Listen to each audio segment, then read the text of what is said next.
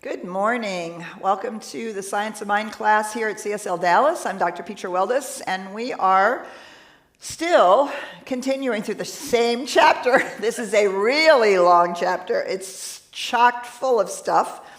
And this is about our relationship, or how do we describe the nature of reality that we've talked about for months, spirit, soul, and body, as the infinite reality, the transcendent reality, the ground of being. And if we are made in that image and likeness, what does that mean? How does that show up as us? How does that work? How do we understand it? How do we take it up? And so we've been wandering through this chapter for weeks now, quite many weeks. We're slowly but surely getting towards the end. We've talked about universal spirit as the individualized expression, spirit as us, not just in us, not just through us, but as us. We've talked about universal subjective mind and the law of cause and effect. And now we're turning to creation, the physical world. This thing that in our shorthand we call body or effect or condition. But most importantly, actually creation itself. And so we're at the second full paragraph on page 123, where we turn towards physicality. What is it that this is all about? Modern science tends towards a teaching of unity, which I find a fascinating statement because I don't know that that's true in the typical physical sciences. So I'm not exactly sure what he's talking about. Oh, that makes sense. The first singularity. Oh, you know what? Thank you for that, Keenan. So you learned something else. I know.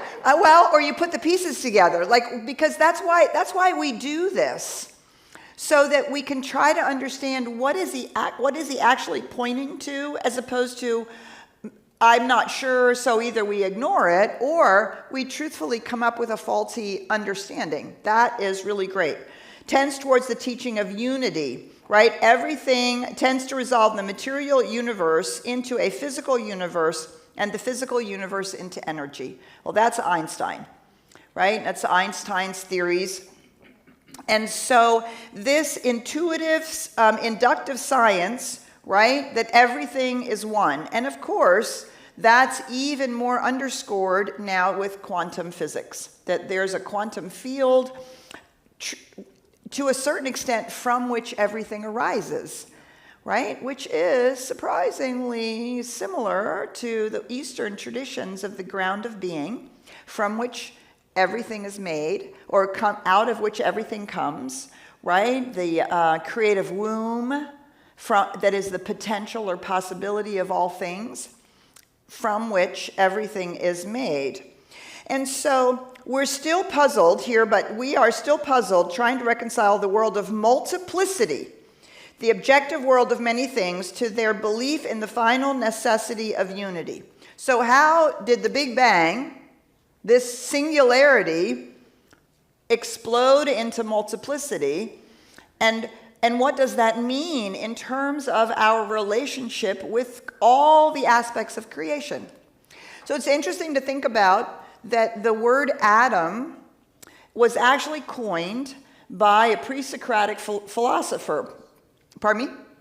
Democritus, right? A pre-Socratic philosopher who was puzzling over this same thing. And of course, thousands of years ago, the Eastern traditions, the Hindus, were doing the same.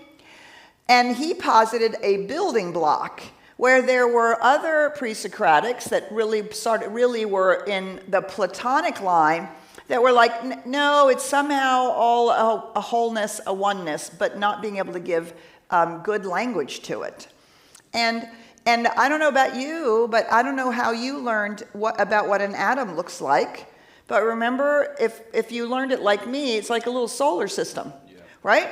There's a physical nucleus that you can see, and then made out of protons and neutrons, and then the electron is like a satellite. Like at the orbit that we see in our solar system. And as many electrons as it has are those little atoms.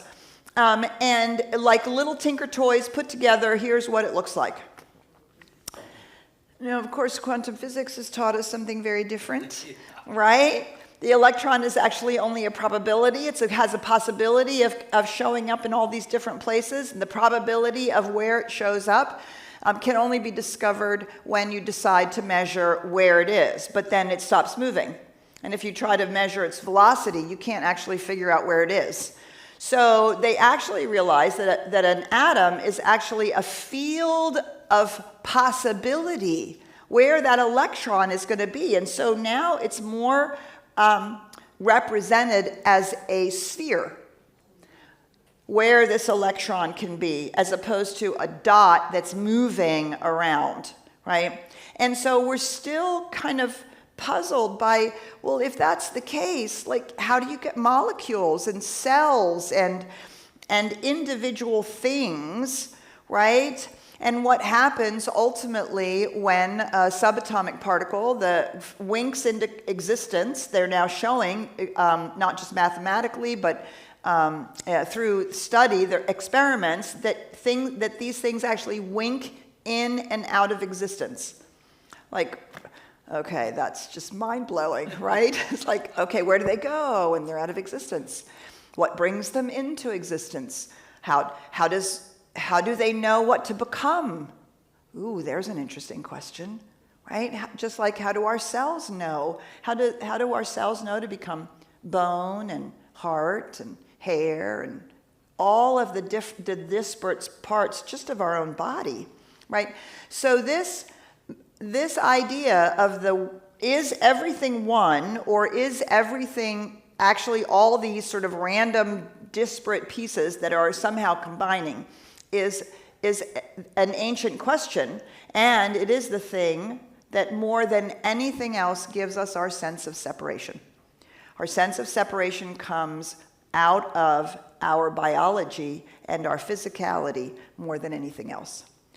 We see it, you're there, I'm here. We sense it because there's all these different things going on. They decay, they go away, people die. All of these different experiences that confirm that somehow we're separate. And then don't even get me started on relationships, and we're like, how different are you? How can you think that? Right? Like, okay, I don't really get how we can be one, how we can be a wholeness. And so the science of mind addresses these very topics, because if we don't understand, or we don't grasp it in some form, we will always, well, I don't want to affirm that. Let me say that differently. Our sense of separation may be more difficult to overcome, right? So this idea of multiplicity is you might think that this is a purely philosophical conversation that has absolutely nothing whatsoever to do with you, right? Because you're like, well, I don't think about this. I'm going about my day, and I just want to manifest good, and I want to have a lovely life, and I want to heal the planet, or whatever it is. And yet, this is at the root of our human experience as biological creatures that are made from this physicality. And so the spiritual teachers have all taught that this is actually one. This is actually one wholeness. So how do we get a hold of this? So for me, personally, my favorite understanding comes out of Taoism. And believe it or not, I actually know it's verse 42. Because I'm so enamored with this particular verse from the Tao Te Ching. And the verse is the way, or the one, we could say, the way begot the one, which begot the two, which begot the three, which begets the many thousand things. The way, which begot the one, right, the singularity, which begot the two. I like to think of that as love and law, the impulse and the process, that impulse becomes creation, that the love and law, which begot the three, spirit, the impulse, law, soul, universal subjective mind, which we think of as the process, and body, multiplicity, the creation. And that creates the many thousand things. So the question is, why? Why are there many thousand things? Why are there so many different people? Why are there so many different kinds of people? Why is it required for the one to multiply into multiplicity? Because if we can find some way of answering that question, we might be able to back into our understanding of oneness and multiplicity. Right? So that's our question today. Why are you and I different? Not just in childhood and experience, but different in look, different in shape, different in color, different in talents, different in unique ways in which we, artists and technologists and people who are very relational oriented, whatever. Why? That's our question for today. So we're going to stop there. We're going to say good morning to Ryan. We're so happy you had a fabulous vacation and are back. We'll see what's going on out there. Yes, well, thank you, and good morning, Dr. Petra, and it is great to be back with all of my lovely family here at CSLDallas. So awesome to be here. Oh, and we should make a shout out to Joseph, who shout out to Joseph. Sat in your seat for 2 weeks. Yes, and he did an amazing job, so shout out to Joseph. We appreciate him for stepping in and helping me to go out on vacation. So for the folks that I'm waving my hand to right now, hello, I see you, you see me. You guys will be on camera today. So if you'd like to not be on camera, you can come over here to my left, and the folks here on my left who are very shy. All right, you guys can just raise your hand and we'll bring you into the room. And shout out to all the people who are watching us live here on Facebook and also on Zoom. And for the folks on Zoom, you can hit the raise your hand icon located down below under the reactions or the more tab, and I can bring you into the room, as well as you can put your questions and comments inside of the Q&A or the chat. And the same goes true for those who are joining us all over the globe on Facebook Live. Check in, say hello, and put your questions and comments in there as well. So why are there so many people?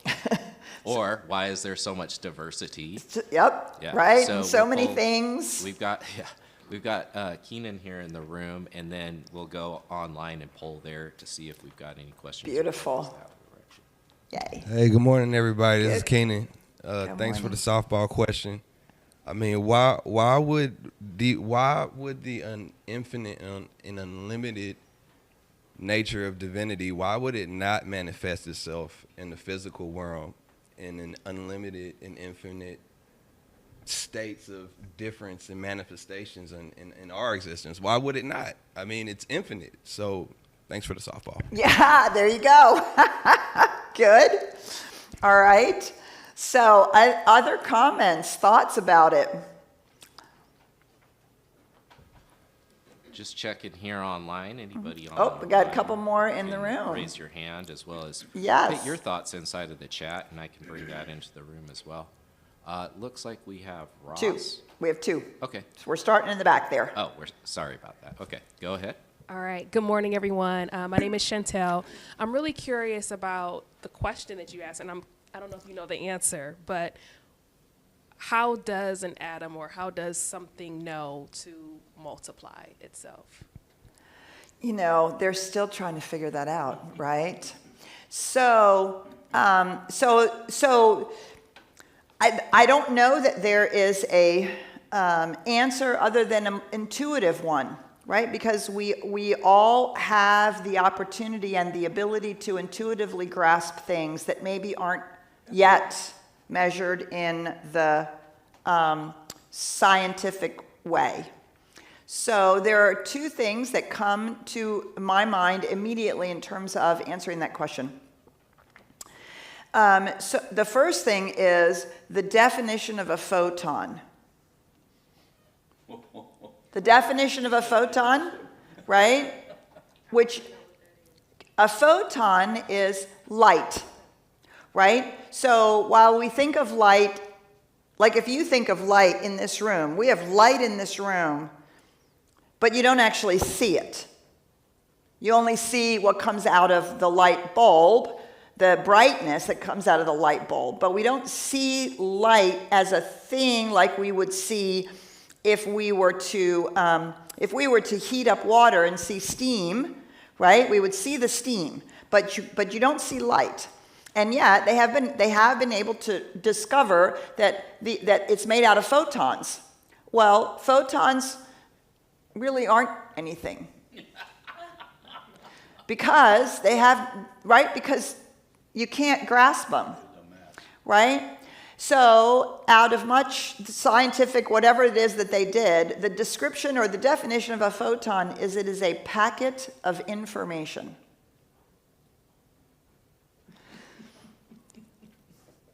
I'm not exactly sure what that means. How can something that has no mass... Well, we have packets of information in our consciousness, right? I'm telling, these words are actually packets of information that are coming to you. These words actually have no mass. They have frequency because they come as sound waves. Your brain interprets them into something. I mean, is that just not the most mysterious thing in the world? That's happening? That's going on? So photons of light are considered packets of information. And do you know that we're all fed by light? We're all light eaters. How do we know that? Because we eat animals and plants.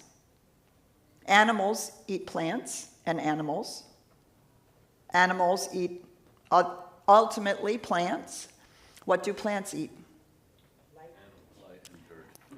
They eat light. Yes, there are some carnivorous some carnivorous plants, right? But they're eating other animals that have eaten other plants, right? It is a really astonishing thing. Somehow light is so ubiquitous and so important.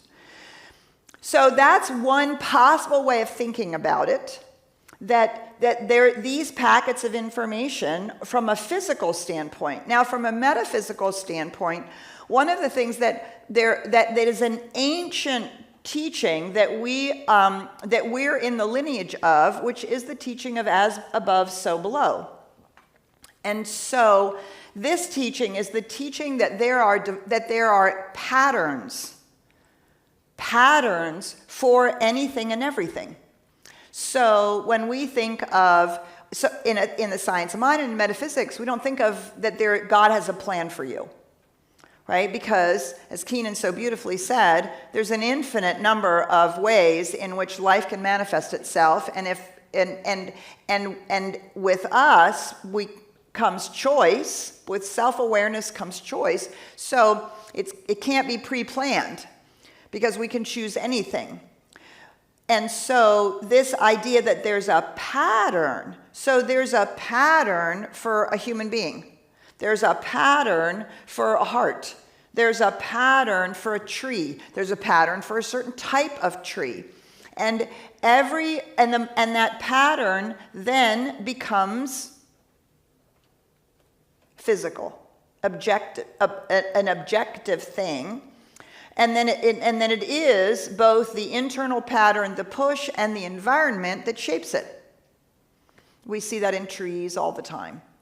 Right? The perfect tree, the perfect Christmas tree, was raised in a field where nothing interfered with it growing in every direction beautifully in its perfect shape.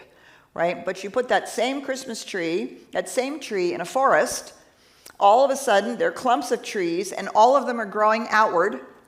And on the inside, it's all kind of dead and dying because there's no sunlight, and yet they are still perfect trees. They're perfectly being trees. They're perfectly being the kind of tree. Or you put that same tree on a rock next to a cliff face.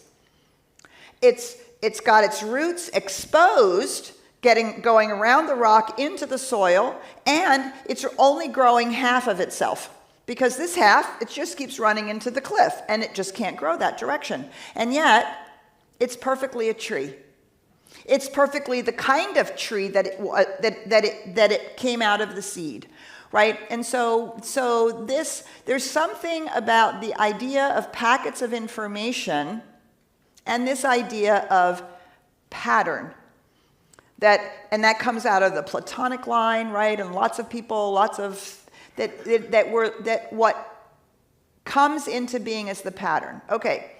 So then we have to add a third piece, and this is from, I can't remember who said this quote, but it has always stuck with me. And it was said as the nascent quantum mechanics was coming on board, before we really understood this probability about the electron. And the scientist who said it, whose name escapes me right now, is, the universe is just run on habits. The habit, which is maybe another word for the probability of where the electron is going to land. What causes that probability, again, takes us back to what's the pattern. Then we have to add into it what's the observer, what's the possibility, right? And so this is why this question is so important, right? Yes, it's a softball question. The infinite, right, wants to infinitely express. But to really get our mind around how does that happen? What is the process? What's the purpose of all of that? We're into the metaphysical mysteries, the transcendent mysteries that we are just beginning to try to understand scientifically, but also can really begin to grasp and understand through our intuitive knowing, right? Which is why we go into meditation, we experience the oneness, and we continually ask ourselves this question. And it's a brilliant one to leap us into a new understanding. Okay, we have something online, and we're going to come here to Ross. Yeah, I just wanted to read some Yes. of the comments that were coming in. And this pertains to the question, why is the infinite so diverse? And this comment says, there's an infinite number of ways for molecules to be arranged and create diversity. This next comment actually goes back to Keenan's. It says, Keenan's comment resonates with me. That's also why I know there must be limitless worlds and Yes. beings on other planets Yes. beyond Earth, And- human beings, and even this galaxy. Totally. And multiverses. The whole idea of multiverses makes complete sense, right? For exactly that reason. I love that. All right, and now I'm going to shift it into a question that came in. Good. Okay, this is a statement. It looks like a statement. It says, existence is not dependent on creation. What does Holmes say about the notion that all manifestation exists before it is created? Holmes does not, Science of Mind does not believe that, right? That is where, this Science of Mind and metaphysics in the New Thought realm would generally not say existence is before creation, because creation is necessary for existence to exist and to experience existence and to express existence. So we understand the impulse, spirit, the transcendent mystery, and creation to be one, which means there's no beginning. There's no time when there isn't creation. There's no time when there isn't physicality. Step back again. There's no time where there isn't form. Could be light beings. Could be beyond our wildest experience. Could be something we could never understand. But existence, being without form, is no thing. It's nothing. It's pure potential. It's the idea or ideal of the pattern, but it is not expressed.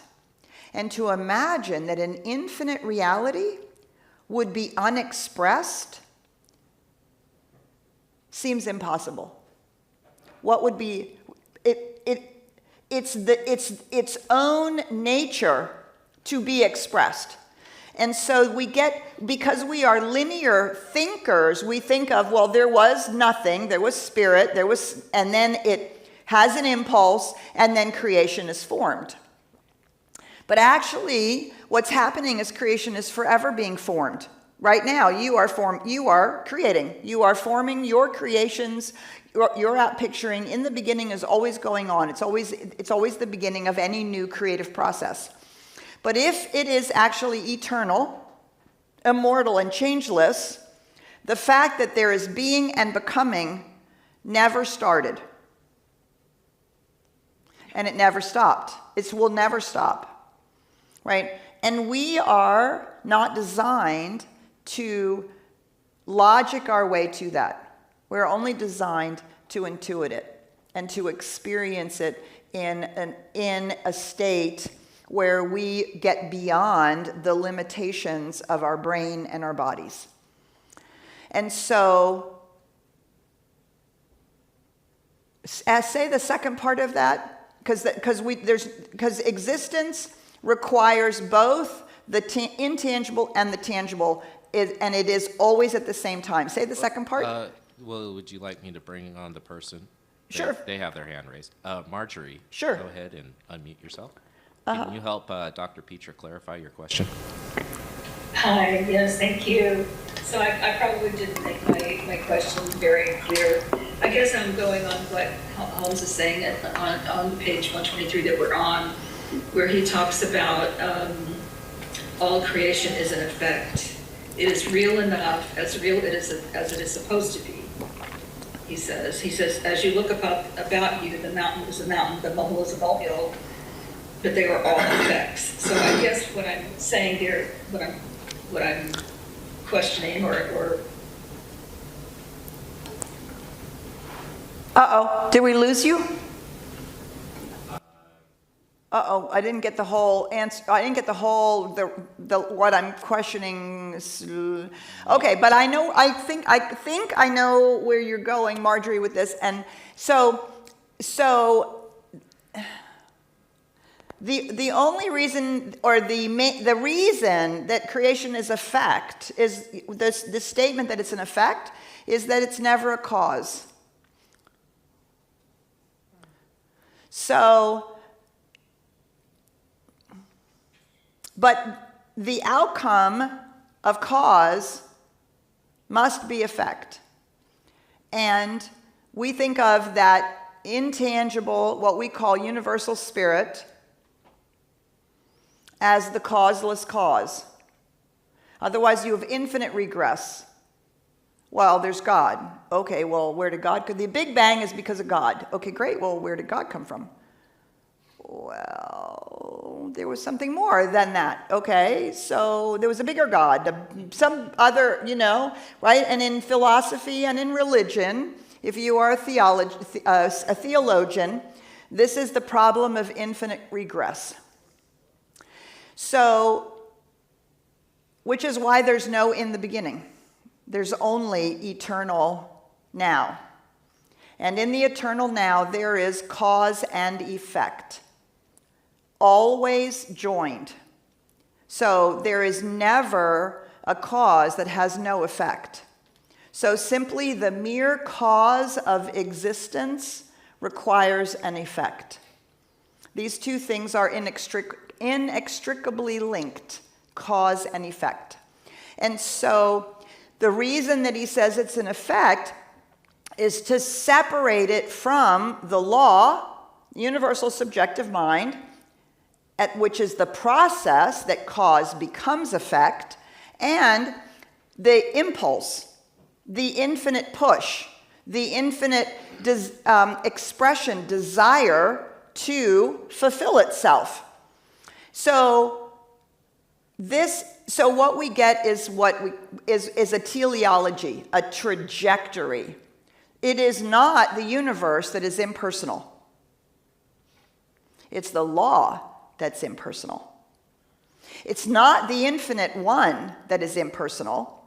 The infinite one is forever pouring itself into creation. That's what we call love, is forever giving of itself as the cause into the infinite multiplicity that Keenan talked about at the very beginning.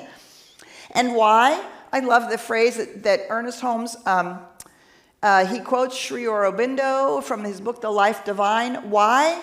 For its own delight. For the delight of the divine to express, to be fulfilled, and not just to be a cause. Without an effect, it actually isn't a cause. So these two things are inextricably linked, which is why we say it's an infinite, eternal experience or expression of oneness, which, as the person wrote, completely assumes this here on planet Earth and human beings is clearly not the only thing that's going on, right? And there, because we cannot actually imagine limiting an infinite being to a certain set of expressions, right? And again, this is serious metaphysical cogitation that we're doing here, right? But don't dismiss it as important, because there are ways in which we have taken reality up as truth that's different from this that we're talking about right now. And we don't realize that it is a fundamental limitation. That is the only bottom line foundational limitation we will ever have to overcome, is this understanding. It has everything to do with understanding our identity, which is also causal, and how causal that is in our own lives, and how that is participating in the fullness of life. So it's great questions, and it's, we got to, so at some point we're going to stop talking about it purely theoretically, because for the only way that I can get a hold of it is either I have some intuitive flash, or I have to build a metaphor. I have to use physical metaphors that help me kind of grasp some of these ideas, because otherwise they're not. It's not helpful. All right, so we're going to go to Ross, and then we'll see if we can't get a couple of metaphors going. This is Ross. Linguistically, the question why demands a rational response, or a made-up response. And one of the things that for me, that makes me uncomfortable, because now I have to come up with reasons for this. And it starts to restrict the way I perceive the world, because I keep going to, there's an intention here. And then I said, well, whose intention is it? And I go, I don't want somebody else's intention. It restricts me from perceiving the world that I want to live in and how I want to live. Only if you assume that that intention is specific. Oh, say more. Well, what did we say about universal spirit? It is the impulse of expression. It's not That's not limiting. That is not limiting. Correct. That's why we say there is no plan. There's no plan for Ross. Right. There's no intention of the infinite that Ross must be this, should do that, has to have this experience. Right? That is why we are so clear about our personal choice. But there is an intention. The intention is aliveness, expression, and fulfillment. As the individualized expression that you are, as fully and completely as the individualized expression of a hummingbird. The difference between you and a hummingbird, as far as we can tell, is that you can realize that there is an intention that wants to support you to be all that you can be. The hummingbird just is all that it can be. It's full out a hummingbird. I like the way it sounds. You just got to play with it, right? It feels right. And that's how come I, in this context, do not believe that why requires a rational answer. Because there are other ways of knowing, right? We have, in our scientific fact-based last 400 years, we have neglected our intuitive way of knowing. And our intuitive way of knowing is that moment when it goes, you go, oh, something made sense. I get that. You might never be able to put it into words. That's what an intuitive knowing is. And it is a real, credible way of knowing something. It's not just the instinct, oh, I shouldn't take that ramp because, pardon me? It's exactly right. It's the oldest way of knowing. It is the grasping from disparate parts a wholeness, boom, and it all comes together full orbed in that moment. And it is, of course, why we struggle with language, because we're now trying to give words to something that, that we grok in some whole way through our intuition, which is why you can't get there with rationality. Rationality can take you so far, and then intuition leaps into the knowingness and the experience, which you called, it feels right to me. Other people say, it resonates with me. There's lots of words that, and when you've done that, you know that you have leaped out of your rational mind into a fuller way of knowing. And that's the knowing that we trust. And I'm struggling all morning here to put all this into words in a way that is useful, that is meaningful. Every word I say indicates separation, categorization, because that's our language comes out of trying to work in the physical world, right? And so we're constantly having to adjudicate and manage those, which is why a metaphor becomes so helpful. So, thank you. I see that there's a hand over here. Willie, can you just pass it to Keenan? And, yeah. Keenan again. So, I had a whole nother question. I was going to ask you to kind of dig into this no thing void Go for concept. That's where I was headed, because that's kind of where I've been at, over the last couple of weeks. Getting in the roomie. Yeah. I love it. But the way you answered Ross' question kind of brought me somewhere else. Okay. So maybe it's not the right words to call it a plan. Like there's a plan for Ross. But when you talk about the intuitive knowing, when I tell my friends about how I experience divinity, I tell them it's you just know. I can't describe it, but you just know. I may have been planning and working towards doing this whole thing over here, and then boom, that impulse hits that says, nope, you're going over there. And that's what I listen to. But when you say that, there's no plan, which might just be a bad use of words, right? I think about how I've always known what I want to do. This is what Keenan is doing. But I've always been led by what's coming out. And I in my own sense, separate that from what I want to do. Because what I want to do is, oh, she looks good, but something is pulling me in a completely different direction.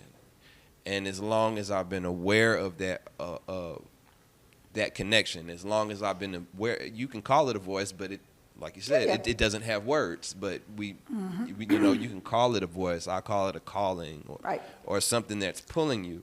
And so in my mind, when you say, okay, there's no direction, it's like, well, I almost feel like I've always there was no direction. I said there was no plan. no plan. Okay, got you. And that's what I kind of wanted to kind of dig into, because it is something that you're getting pulled. Yes, You absolutely. are getting pulled a certain way. Yes. Well, it's so hard. And you can be, and you can because you. So totally get. So the challenge with the way that you present it is you've presented a duality.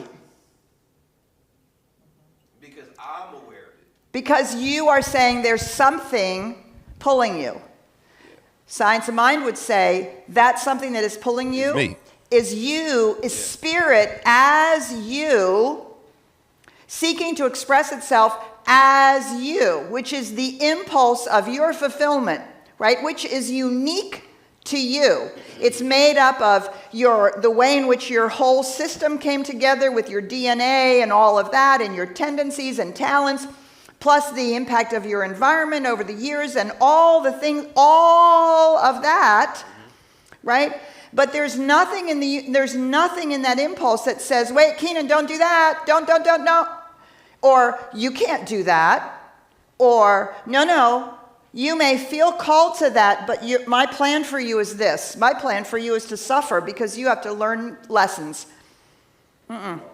Right? And so that's why, and so partly it's also because the idea of God's plan has been used to rationalize suffering, illness, right. And so that's a part of why that term, there's no plan, is used in the science of mind, because remember, part of what Holmes's desire here is to create a spiritual correction to some things that have kind of gone awry in human understanding and spirit and the way we practice spirituality. So the correction is, wait, there's not a specific plan that if you don't follow, you are somehow bad, condemned, sinful, right? Or that there was a plan that was, well, this is God's will. Supposed to hurt. Exactly. I get what you're saying. I totally agree with that. But that's why we say there's a trajectory. Okay. And that trajectory is exactly the same for all of us until it comes as us, through us. And in that moment, you are the unique, individualized expression of that impulse. And yes, it is going to be different for you, and it might not align with cultural expectations, with egoic expectations, with all of those kinds of things, which is why we tend to speak about it in dualistic language. But how can you not? Because we can realize that this is me. We can realize the unity. We can conceptually agree with it. But if I want something, but I feel something else, how can I not? How can I can say, okay, we're the same thing. It's the whole, it's the unity. But I am aware that I want that. I know. And I'm also aware that I'm getting pulled somewhere else. Yes. So how do you not experience it when you recognize that your parts are split and that it's two different things? Of course, because that's how we experience it. Yeah. Because what we're experiencing in that moment, I think, what we're experiencing is that we are spirit human. Now, it's not spiritual beings having a human experience, but we are spirit human. And that is the wholeness. And at that moment, you have the choice as to what you're going to listen to. That's always the moment. Am I going to raise myself out of the human, cultural, biological tendencies or aspirations, the way I've been taught life should be, and follow that? And if you do that, the law will work with you. And the law will respond, and you'll get to manifest, success or prosperity or the girl or the this or the that, absolutely. But you may find that if you do that, when you do that, as you do that, it's not quite as fulfilling as you thought it was going to be. Because you're manifesting out of a partial impulse. And partly that's what we have to do because our choices are being educated. And we are being educated by the law, simply by the outcomes and consequences. When we feel empty, when we feel like that, well, that wasn't as fulfilling as I thought, and we continue to get the nudge this way. It's a deeper recognition of who and what we are, and ultimately we work to stand in the identity where we can say, "Thy will is my will," not because there's a plan, but because we're so aligned with that impulse that we move into the flow. And then our choices are in alignment with that impulse that is unique. That is how the no thing is becoming uniquely this creation, but now able to choose. I can do it or not. That is the fundamental choice. Alignment or not alignment. Over and over again, that's the choice. Am I going to be loving when I want to have road rage? Am I going to forgive you when I think that you have so hurt me I can't even imagine it? Am I going to choose prosperity that is good for all or just prosperity that's good for me? The law has no opinion. It's going to help you manifest whatever that is, and we will reap the benefits or suffer the consequences of it, right? But the trajectory is always for your fulfillment, because that spirit seeking to fulfill itself in a uniquely individualized expression. And I want to tell you, that's how important and necessary you are to the universe. I can't think of a better plan or more love than that. The more fulfilled you are, the more your contribution is given to the world. Whatever that is uniquely yours, the more you are fulfilling the infinite and, quite frankly, evolving it. But that's a whole nother discussion. So we're going to stop there. So this is our last day here. We'll be over in Suite 113 next week in the meditation hall, so find us there. And remember that if you're on your way here, we have a blessing of our new right-sized space. At the very beginning of the celebration, everything starts in the sanctuary. Kids, everybody, please join us there. And remember that also Reverend Karen has a prosperity workshop this Tuesday, which you do not want to miss. It's 2 Tuesdays in a row. Deep, wonderful prosperity program, 90 minutes each night online. So please check it out and sign up, and we'll see you very soon. Bye for now. All right. Woo! Woo! Right?